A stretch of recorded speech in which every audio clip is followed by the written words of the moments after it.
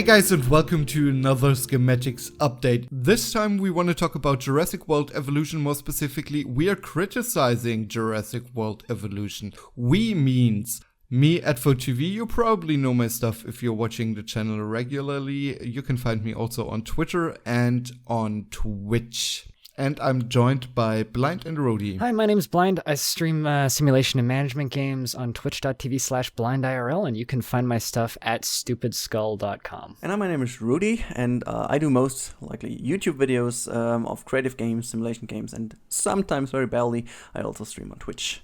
And you can find my stuff on every platform available, so to say. Great.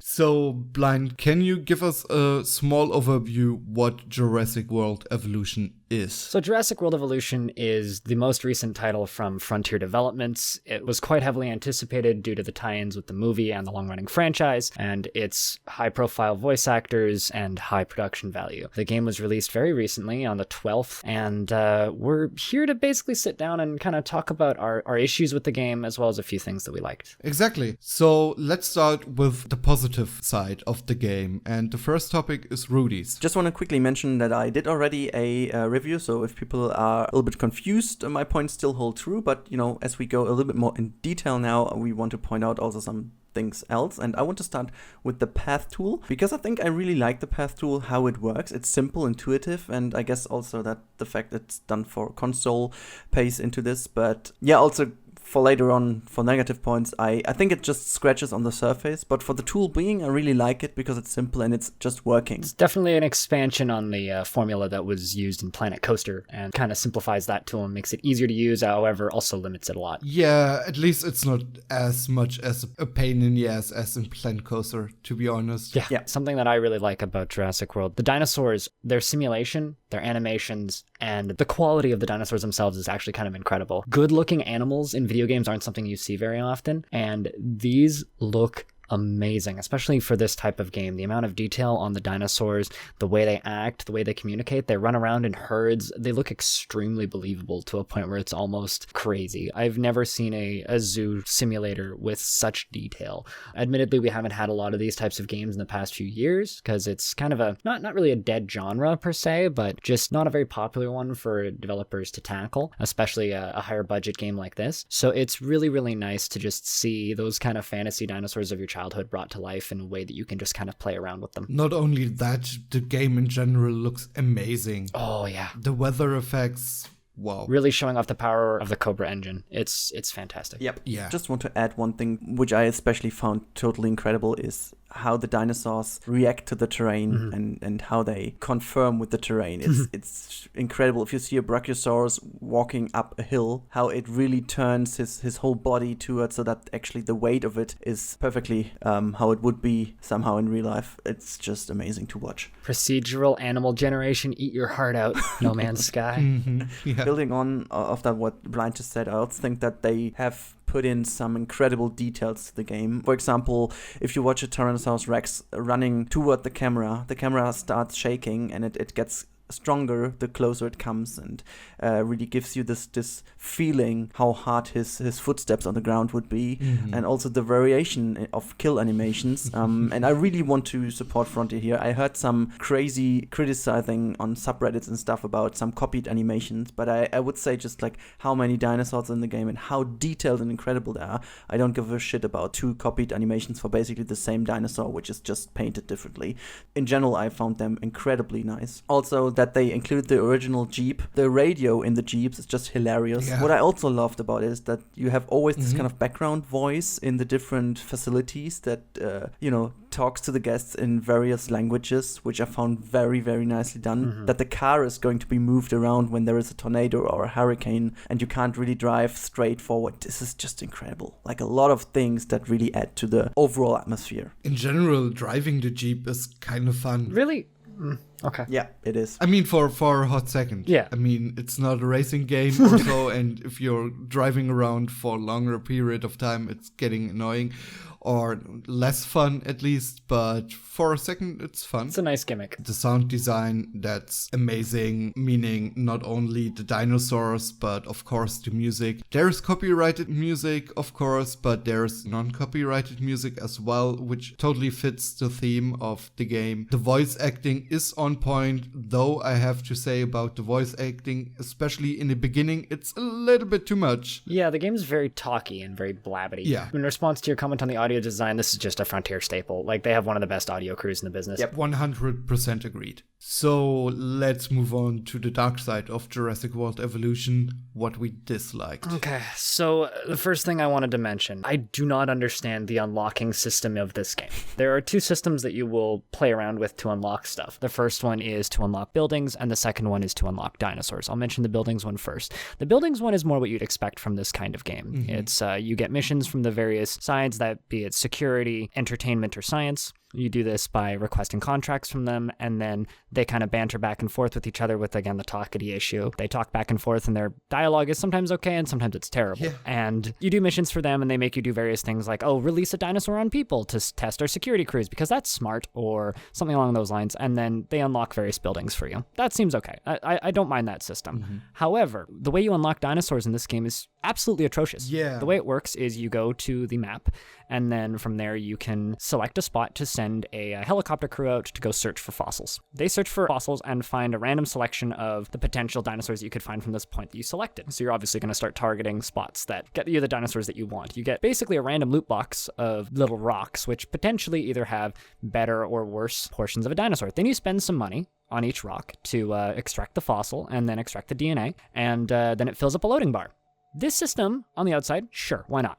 This is the exact same system that is found in games like Clash Royale to level up your cards, except you're pumping money into it. This makes this entire system feel like you're playing a mobile game where they forgot to put the microtransactions in so I could just buy my dinosaur outright. I hate it. It is awful. Mm-hmm. I don't know how they could have made this system better. I'm not a game designer. But what I do know is as a player, this system is unengaging and boring. It's just oh, ding, I have more fossils. Time to click on the things and spend some money. Also, they're just going to give me useless fossils that I can sell anyway to make that money back immediately. Money's irrelevant. The system's irrelevant. It's just a time-gated system to keep me from getting the dinosaurs that I want. And I hate it. It's awful. Who thought that was a good idea? That's a really good question. Not only that, you can't queue up digging sites. My issue is it's a lot of clicking around. You select a dig site, you say, okay, go digging here. Then you wait for a minute to 4 minutes, depending on where it is, how far it is away from you. Then it says, yo, you got new fossils. Then you click on each fossil to say, okay, either sell it or extract the DNA. Then you go back to the digging site and select the next digging site. Then you wait, then you get fossils. Then you click on the fossils. And it's like a 2-minute loop. Yeah, it's super annoying. I would love to see something like at least let me queue up 5 or 4 digging sites so I don't need to go back every 2 minutes. As you said, it feels mobile. And basically extracting also works every time, which is somehow confusing because, for example, incubating also works not always. Like, you have a failure rate over there, so why not put that in as well? Or just, give us some actions while the digging action happens so that it does fail as well or whatsoever. We can also talk about incubating because it's a very similar system, right? Yeah. When you incubate a dinosaur, you get a percentage chance of whether or not the dinosaur will be successful. And depending on how much of the fossil percentage you have on that dinosaur, the DNA percentage, there's a failure rate for the dinosaur. Once you get to 100%, it will stop failing. But it doesn't tell you the actual percent chance of completing the dinosaur. And there isn't much risk aside from the lost money. Yeah. But because money is completely irrelevant in this game and you make money hand over fist, like constantly you'll be making money $500,000 a minute, which is nuts. Like more money than you'll ever need. Because you're making so much money, when you fail a dinosaur, it's not actually a penalty to you. It's just a waste of your time. Because the money loss isn't really an issue. There's no risk to your business. So losing the dinosaur isn't a gameplay failure, it's just simply wasting your time. Not only that, but even if you don't have money, like for example on the second island you start with a little bit of money and I was like, okay, I don't want to have the buildings here because I want to lay them out differently, so I basically deleted every building on the second map and started all over again, which got me into financial issues in the first place till I got the park running again.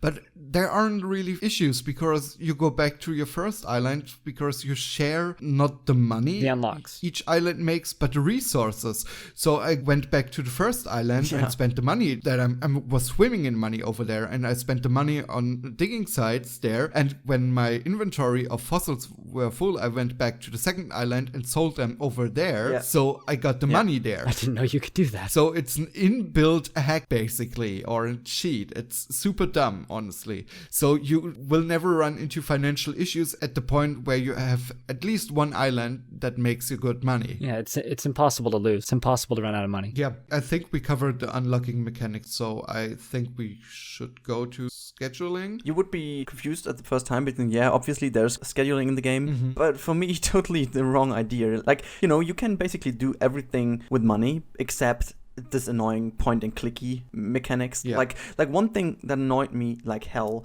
was the fact that I had my island somehow running, but I couldn't do shit because I was constantly clicking to fill all the feeders and remove all the dinosaurs and whatsoever. At a certain point, and maybe this could have been awfully expensive to make the money go somewhere. I don't care, but to schedule certain actions for like my ranger team. So let's tell them this feeder has to be resupplied every 10 minutes. At some point, it felt really like a point and click game rather than a management game or whatsoever. I couldn't just do stuff because I was constantly just clicking to resupply stuff and to send people somewhere. I do get it that I have to tranquilize them myself and stuff. Okay, that's fine.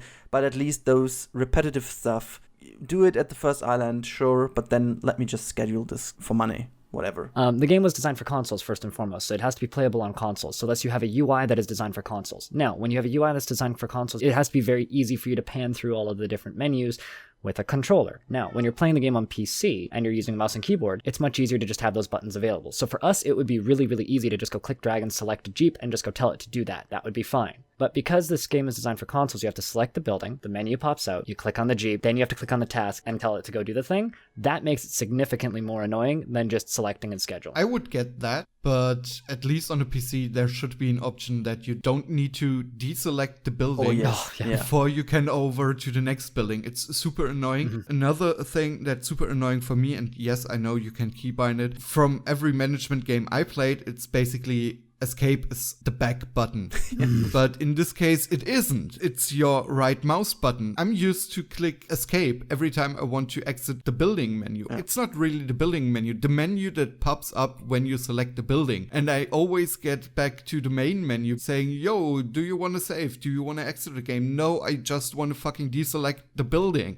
Let me, please. Let me just select the next building I want to select without deselecting the first one. It's annoying. I actually closed the game 4 times, actually, by just misclicking it. I think we could do a separate video talking about nothing but the UI. Admittedly, I did play the game for about 15 minutes on a controller just to see how it played. I think this game is significantly better on console, just in general. But back to the comment that Rudy made about no scheduling. Want to know my head theory about why there's no scheduling? Is because when you get really good at just telling those Jeeps to just go do those tasks, there's no game. Just at all. Yeah. You're supposed to drive your Jeeps around and go do those tasks manually because that's where the game is. Because when you're not feeding dinosaurs, when you're not taking pictures of dinosaurs, when you're not shooting dinosaurs with tranquilizers, you're simply waiting for that research menu to get you more dinosaur bits so that you can go back into the research menu and make more dinosaur bits. Or to go spend some money on some more research or get another dinosaur breeding.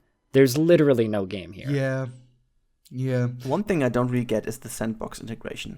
The whole game's a sandbox. Yeah, but the thing is, it's even more fun at the end. If you have a lot of money in all the islands and a lot of income, there is no point of going to Isla Nubla, for example, because Isla Sorna offers you a lot more space. You could easily play on that one. But the thing is, if you go to Sandbox, it's still within the career mode, which means that it is bounded to the certain career you're playing in. Are you playing just only one career? That's fine. You have your Sandbox with all the unlocks you have. Unless you go into another save, what I had, just to make sure I have some different saves, and I was going back to my Sandbox and I was doing all the stuff, went back into my career, went back to the save of my Sandbox, and I was noticing, fuck, all my stuff is gone. Why is it gone? Yeah, because it was in my other career. I see the point why you should play the game in the first go, right? That you at least have to play the game once to have everything available in the Sandbox. Fine. But why do I have to play it twice or 3 times or 4 times? Because it's always bounded to the career. Why is that not a Sandbox mode? available with all the stuff you have unlocked in your most progressed career. I just don't get it. I have to strongly disagree with one point you said. You get that they want you to play the game first before heading into the sandbox, and I strongly disagree there because, as you said, the sandbox and the game itself, it makes no difference in the end. So I don't see the point of forcing me to play the career to unlock everything for the sandbox. Yeah, it's just tedious. I don't get it. Give me a sandbox. If I don't want to play the career, I don't want to play the career. If I want to play the career and I don't care about the sandbox, fine. But force me to play the career to play the sandbox in full, I don't get it. It would make sense if the game itself would be interesting to play through the career. For me, the career, as it seems now, is more like a huge tutorial. Oh, it definitely is. For the sandbox. It definitely is. Nothing else. You can buy a dino onesie in the shop, in the clothes shop of the game. No freaking guest is running around a dino onesie. What's that, Frontier? I want to have my guests running around in their onesie if they buy it. And this freaking shop runs pretty awesomely well. Good point that you're making. You can only select per shop one item to sell. So you can say basically a Burger King only sells nuggets but no burgers. And no Coke and no fries. What the fuck? Oh yeah, you need to build another Burger King for the Coke. Yeah, that doesn't even make sense. That's just dumb game mechanics. Stepping on to the next topic, the conclusion for me, it feels like a blown up mobile game. Yeah. Sorry to say that. It's a good looking game. It's fun-ish, but it kind of feels, every mechanic in a game feels like it was made for mobile and just keep you in the run. But at least I found that the foundation of the game, at least we can have some hope for some future DLCs that add a little bit. Because the foundation of the game, not management-wise, but as a very good Jurassic game, I would say. I don't know if I want to play this game anymore. I don't care what they're going to add to it. The mechanics of the game, in my opinion, are so uninteresting and flawed. I don't know if there's any reason for me to play this game again. I can see that. I like dinosaurs. I don't think there's any way that they could fix this game to make it interesting enough for me to want to play it again. I have 15 hours on it, and I'm done. Like, I hate to say it, Frontier. I love you guys. I love what you do, but god damn it. So, last point here. If you listen to what we said already, you kind of know our answer, but is the game worth the price they're asking for? Being blunt, there is fun to be had here. The dinosaur simulation, as I mentioned at the beginning, is phenomenal and fun to watch. The presentation of the game is good. It's beautiful looking, and in general, the voice acting is solid. There's two cases where I think this game is for you. Number one, if you can get this game on sale 30 to 50% off and you really like dinosaurs, take a jump at it, enjoy the simulation for a little bit. Or if you have a small child, a big TV, and a controller that you can just sit back on your couch, I think this game would be amazing for a little kid. Like, if this game came out when I was 10, this would have been my favorite game of all time. But for me, as somebody who sits back and enjoys management games and games with depth and complexity and interesting gameplay, it's not worth anything to me, really. Unfortunately. Do you have a 5-year-old? Let them watch because they'll love it. I make it real quick before Rudy goes on his rant. I completely agree with you, Blind. No, Rudy. So, yeah, I would say 80% agree with you guys. I would just add that if you're a fan of the franchise and if you know a bit about IP-based games in general, and I do see the price of the game, because you're asking me if the game is worth the price, I would say if you have some relation to Jurassic game, if you don't need to save up for a game like 2 months, you can buy it. It will deliver a kind of good game, and in relation to other IP-based games, a good game, that is worth this special price. As Blind said, if it is on discount, sure, grab it. And I fully agree with the fact playing it on a big screen with your kids, totally got it. But also if you're a fan of this franchise. If you're a management player and love games like tycoon games, like Transport Tycoon or whatsoever, games that really have a little bit more depth, it's not your game. Unless you're a very big Jurassic fan. Right, so let's break it down. It's not for you if you're a management player, it's for you if you have small kids or if you're sleeping in a Jurassic World / Jurassic Park featured pillow or blanket every night. So you can cuddle your T-Rex body pillow while you play this game is what you're saying. Exactly. Gotcha. Okay, guys, let's wrap this up. First of all, thanks Rudy and Blind joining and rambling a little bit about Jurassic World Evolution. Thanks a lot for you guys out there watching and listening to our videos. If you want to support us even more than just watching our videos, you may want to consider heading over to Coffee to buy the editor a coffee so he can stay up all night editing the video. Thanks again for watching. See you next time. Bye. Cheers. Bye.